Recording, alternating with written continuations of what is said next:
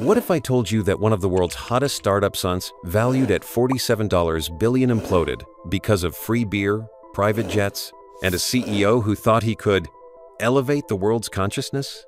This isn't just a bad business story. It's a wild ride of hype, hustle, and a spectacular fall from grace. WeWork wasn't just renting desks, it claimed to be creating a movement. With tech world buzz, cult-like branding, and an eccentric founder, it became the poster child for the startup era's unchecked ambition. But behind the glossy offices and billion-dollar valuations, cracks were already forming. So who was this visionary leader? How did WeWork grow so fast and fall even faster? And what does it reveal about how modern startups are funded and run? In the next few minutes, you'll hear the unbelievable story of how one man and one company burned billions, chasing a dream too big to manage. In 2010, Adam Neumann and Miguel McKelvey co-founded WeWork with a simple idea: rent office space, make it cool, and sublease it to freelancers and startups. But Adam didn't sell desks, he sold purpose. He called WeWork a physical social network and claimed it could solve global loneliness. Yes, really. With long hair, barefoot meetings, and a magnetic personality, Adam pitched WeWork as a spiritual mission. Investors didn't just buy shares, they bought into him. They weren't leasing space, they were building community. And with perks like beer on tap, kombucha, arcade machines, and yoga rooms, it felt like a mix between a co-working space and a college dorm led by a lifestyle guru. Inside the company, the energy was cult-like. Employees cheered at meetings, chanted slogans, and bought into Adam's grand vision. They worked exhausting hours, driven by dreams of changing the world and maybe cashing in big. By 2014, WeWork had expanded to major cities around the globe. Its valuation exploded with each funding round. The media called it the next Uber or Airbnb. But beneath the idealism and Instagrammable offices, it was just a real estate company dressed in a hoodie. And Adam? He was just getting warmed up.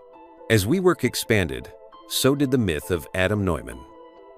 And that myth caught the attention of Masayoshi Son, the billionaire CEO of SoftBank, who believed in betting big on bold founders. During a famously short meeting, Son handed Adam a $4.4 billion investment, telling him to go bigger, crazier, faster. And Adam took that advice literally. He bought private jets, hosted extravagant parties, invested in wave pools, private schools, artificial intelligence, and even floated a plan to live forever. He trademarked the word "we" and sold it back to his own company for $6 million. Valuations soared. At its peak, WeWork was worth $47 billion more than Airbnb, despite bleeding cash. How? Because investors weren't evaluating it like real estate. They were treating it like tech. And in tech, hype and growth overshadow profits. But the business model was deeply flawed. WeWork locked into long-term leases and rented space short-term. It scaled recklessly and burned cash by the second. Still, money kept flowing. Why? Because they weren't just betting on an idea, they were betting on Adam's charisma. He was the unicorn whisperer. Until the spell broke, and people finally asked, what exactly are we funding here? By 2019, the hype around WeWork was reaching a fever pitch, and that's exactly when reality hit. The company filed for an IPO, and suddenly, everything had to go public: its finances, internal structure, and Adam Neumann's leadership. The numbers shocked everyone. $1.9 billion in losses, massive cash burn, and wild revelations. Adam smoked weed on a private jet, invested in companies he controlled, and gave himself enormous control through special voting rights. Wall Street wasn't impressed. The visionary founder started to look more like a liability. Investors who once celebrated his boldness now questioned his judgment. SoftBank, desperate to protect its multi-billion-dollar bet, stepped in. Adam Neumann was pushed out, but not before negotiating a golden parachute worth up to $1.7 billion. Meanwhile, thousands of employees were laid off. Morale imploded. Expansion plans were halted. The IPO was withdrawn, and the company's valuation collapsed from $47 billion to under $10 billion. The dream was cracking fast. The myth of Adam the Barefoot, world-changing entrepreneurs fading into scandal. And what remained? A company in chaos, broken trust, and a harsh lesson for Silicon Valley. Charisma might build hype, but it can't build a sustainable business.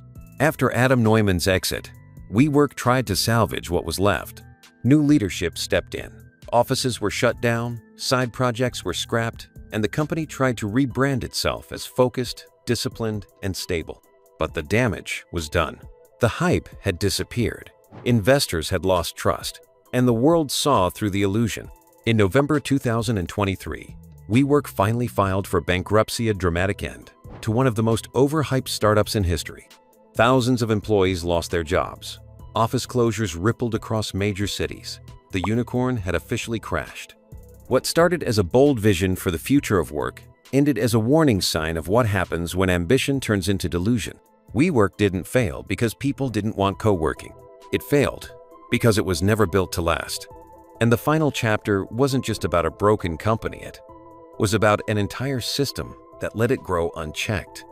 WeWork was more than a failed startup, it was a mirror reflecting the biggest flaws in modern entrepreneurship. A charismatic founder, billions in hype, a broken business model, and no one asked the hard questions until it was too late.